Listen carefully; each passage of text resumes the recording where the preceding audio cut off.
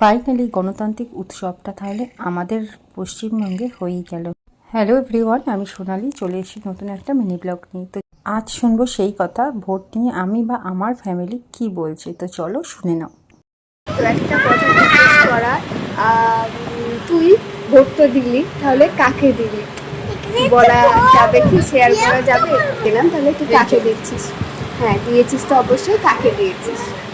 আমি দিয়েছি এমনই কাউকে, সেটা মানে কি বলবো, অবশ্যই চাই যে বাংলাতে একটা বিরাট বড় পরিবর্তন আসে।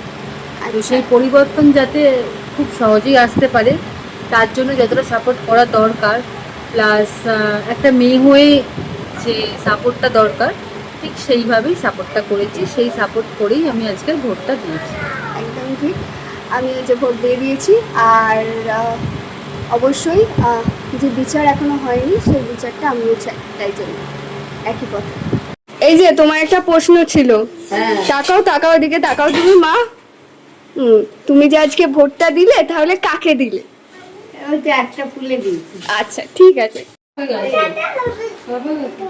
ওটো না। বলছি তুমি যে আজকে ভোটটা দিলে, কাকে দিলে, কাকে দিয়েছো? ভোট দিয়েছি। তো ভোট নিয়ে তোমাদের মতামত তো অবশ্যই জানিও। দেখা হচ্ছে নেক্সট মিনি ব্লগে। চলো টাটা।